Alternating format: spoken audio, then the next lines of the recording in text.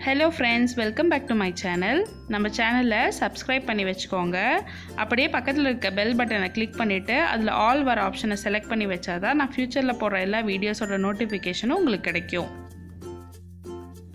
இன்றைக்கி நம்ம என்ன பார்க்க போகிறோன்னா ஒரு ஈஸியான டேஸ்டியான க்ரீமி ஒயிட் சாஸ் பாஸ்தா தான் பார்க்க போகிறோம். இப்போ வாங்க எப்படி செய்யலான்னு பார்க்கலாம். நான் தேவையான பொருட்கள் இங்கேயும் கொடுத்துருக்கேன், டிஸ்கிரிப்ஷன் பாக்ஸ்லேயும் கொடுத்துருக்கேன், பார்த்து ரெஃபர் பண்ணிக்கோங்க. ஃபஸ்ட்டு இப்போ நம்ம என்ன பண்ண போகிறோன்னா நம்ம பாஸ்தா வேக வச்சு எடுத்துக்கணும். அதுக்கு ஒரு பேனில் நான் ஒரு அளவுக்கு தண்ணி எடுத்துகிட்டு அதோட ஒரு டீஸ்பூன் உப்பு, கொஞ்சம் எண்ணெய், இது எல்லாத்தையும் சேர்த்திட்டு நல்லா கொதிக்க வைக்க போகிறேன். இந்த தண்ணி நல்லா கொதிச்சு வரதுக்குள்ளே நம்மளுக்கு தேவையான வெஜிடபிள்ஸ் கட் பண்ணி எடுத்துக்கலாம். நான் இன்றைக்கி கேப்சிகம், ப்ரொக்கோலி, கார்லிக் மட்டும் தான் இன்றைக்கி சேர்த்திக்க போகிறேன். உங்களுக்கு வேணும்னா இதோட சிக்கன், மஷ்ரூம் இது எல்லாமே சேர்த்திக்கலாம். எது சேர்த்துனாலும் டேஸ்டியாக தான் இருக்கும். நான் ப்ரொக்கோலி க்ளீன் பண்ணி எடுத்துட்டேன், கேப்சிகமும் கட் பண்ணிட்டேன். நான் இங்கே ஒரு 6 பல் பூண்டு எடுத்திருக்கேன், அதையும் நல்லா சாப் பண்ணி எடுத்துக்கலாம். இப்போ பாருங்கள், நம்மளோட தண்ணி நல்லா கொதி வந்துருச்சு. இப்போ என்ன பண்ண போகிறோன்னா நான் இதில் 2 கப் பென்னே பாஸ்தா சேர்த்திக்க போகிறேன். சேர்த்திட்டு இதை ஒரு டைம் நல்லா மிக்ஸ் பண்ணி விட்டுருங்க. மிக்ஸ் பண்ணி விட்டுட்டு இது ஒரு 3/4 தான் குக் ஆகணும், ரொம்ப வெந்து வந்துடக்கூடாது. ஸோ பார்த்து வேக வச்சு எடுத்துக்கோங்க.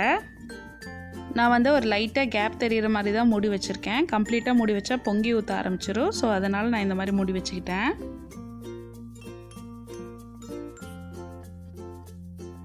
இப்போ திறந்து பார்க்கலாம் நம்ம பாஸ்தா ரெடி ஆயிருக்கா இல்லையான்னு. சூடாக இருக்கும், ஸோ பார்த்து செக் பண்ணிக்கோங்க. இந்த மாதிரி சாஃப்டாக இருக்கணும். இப்படி இருந்தால் நம்ம பாஸ்தா கரெக்டாக ரெடி ஆயிடுச்சுன்னு அர்த்தம். இப்போது நம்ம பாஸ்தாவை வடிகட்டி எடுத்து வச்சுக்கலாம். அடுத்தது நம்மளோட ஒயிட் சாஸ் ரெடி பண்ணிடலாம். அதுக்கு நான் 3 டேபிள் ஸ்பூன் பட்டர் சேர்த்திக்கிறேன். நம்மளோட ஃப்ளேம் லோ டு மீடியம் இருக்கணும். நம்ம சாஸ் பண்ணி முடிக்கிற வரைக்குமே ஃப்ளேம் லோ டு மீடியம் தான் இருக்கணும். பட்டர் நல்லா மெல்ட் ஆனோன்னே நம்ம இப்போ மைதா சேர்த்திக்கலாம். இந்த மைதா இந்த பட்டர்லேயே நல்லா ரோஸ்ட் ஆகி வரணும். ஃப்ளேம் கண்டிப்பாக லோ டு மீடியம் தான் இருக்கணும். மைதா இந்த பட்டரில் நல்லா ரோஸ்ட் ஆகி வரணும். ஆனால் எக்காரணத்து கொண்டும் மைதாவோட கலர் மாறிடக்கூடாது. ஸோ பார்த்து பண்ணிக்கோங்க. மைதா இப்போ நல்லா ரோஸ்ட் ஆகிடுச்சு. எனக்கு மைதா ரோஸ்ட் ஆகி வர இங்கே 2 நிமிஷம் எடுத்துச்சு.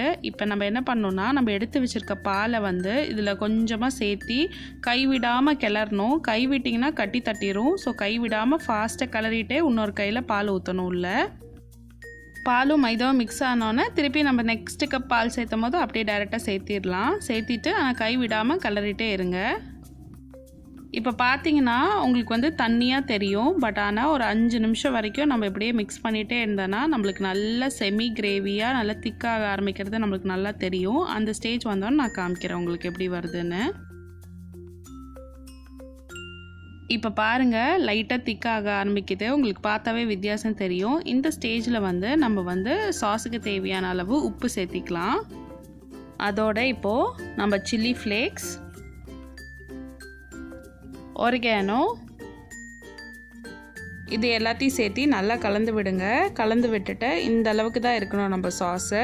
கரெக்ட் பதத்தில் இருக்குது. நம்ம ஸ்டவ் ஆஃப் பண்ணிடலாம். சாஸ் ஆறுச்சுன்னா இன்னும் கொஞ்சம் கெட்டியாகும். ஸோ இந்த பதத்தில் நம்ம ஸ்டவ் ஆஃப் பண்ணிவிட்டு நம்ம மூடி வச்சுக்கலாம். கண்டிப்பாக நல்லா டைட்டாக மூடிடுங்க, இல்லைன்னா ஆடை மாதிரி ஒரு ஃப்ளேயர் ஃபார்ம் ஆகிடும். ஸோ கரெக்டாக மூடி வச்சுக்கோங்க. இப்போ ஃபைனலாக ஒரு பேனில் 2 டேபிள் ஸ்பூன் சன்ஃப்ளவர் ஆயில் சேர்த்திக்கிறேன். எண்ணெய் சூடானோன்னே நம்ம இப்போ என்ன பண்ண போகிறோம்னா நம்ம எடுத்து வச்சுருக்க பூண்டை சேர்த்திடலாம். பூண்டு வறுபடணும், ஆனால் கலர் மாறிடக்கூடாது. அது மாதிரி பார்த்து பண்ணிக்கோங்க. பூண்டு வறுபட்டோன்னே நம்ம எடுத்து வச்சுருக்க கேப்சிகம் சேர்த்திடலாம். கேப்சிகம் சேர்த்திட்டு இதை ஒரு 2 நிமிஷம் நல்லா வதக்கி விட்டுக்கலாம். ஃப்ளேம் மீடியம் டு ஹையில் தான் இருக்கணும். இது லோ ஃப்ளேமில் வச்சிங்கன்னா தண்ணி விட ஆரம்பிச்சிடும் வெஜிடபிள்ஸு. ஸோ அதனால் ஃப்ளேம் மீடியம் டு ஹைலே வச்சுக்கோங்க. இதை நிறைய நேரம் வதக்கணும்னு தேவை கிடையாது. இது எல்லாமே க்ரன்ச்சியோடு இருக்கணும் அந்த வெஜிடபிள்ஸ். அப்போ தான் சாப்பிடும்போது நல்லா டேஸ்டியாக இருக்கும். இப்போ நம்ம பிளான்ச் பண்ணி எடுத்து வச்சுருக்க ப்ரொக்கோலியும் சேர்த்திடலாம். நான் இது கொஞ்சம் நேரம் சுடு தண்ணியில் போட்டு உப்பையும் போட்டு கழுவி எடுத்து வச்சுருக்கேன். அந்த ப்ரொக்கோலியும் நான் இப்போ சேர்த்திக்கிறேன். இது எல்லாத்தையும் நல்லா ஒன்று சேர வரைக்கும் ஒரு நிமிஷம் நல்லா வதக்கி விட்டுட்டு இந்த வெஜிடபிளுக்கு தேவையான அளவு உப்பு நம்ம சேர்த்திக்கலாம். இதோட நான் கொஞ்சோண்டு ஆர்கானோ சேர்த்திக்கிறேன். திருப்பியும் நம்ம சாஸ்லேயும் சேர்த்திருக்கோம். ஸோ இதுலேயும் பார்த்து சேர்த்திக்கோங்க. ரொம்ப சேர்த்திட்டா வந்து ஃப்ளேவர் கம்ப்ளீட்டாக மாறிடும். ஸோ இதுலேயும் கொஞ்சம் சேர்த்திட்டு சாஸ்லேயும் கொஞ்சம் சேர்த்திக்கோங்க. அதோட சில்லி ஃப்ளேக்ஸும் சேர்த்திருங்க. இதோட ஒரு 1/2 டீஸ்பூன் வந்து பெப்பர் பவுடர் சேர்த்துறேன். இது கம்ப்ளீட்டாக ஆப்ஷனல் தான், பட் எங்களுக்கு அந்த ஃப்ளேவர் பிடிக்கும். ஸோ அதனால் நான் அதை சேர்த்திக்கிறேன். நல்லா எல்லாத்தையும் ஒன்று சேர்த்து விடணும். ஃப்ளேம் கண்டிப்பாக வந்து மீடியம் டு ஹையில் தான் இருக்கணும். இப்போ நம்ம வேக வச்சு வடிகட்டி எடுத்து வச்சுருக்க பாஸ்தாவை சேர்த்திடலாம். இது எல்லாத்தையும் சேர்த்திட்டு திருப்பி ஒரு நிமிஷத்துக்கு நல்லா கலந்து விட்டுக்கோங்க.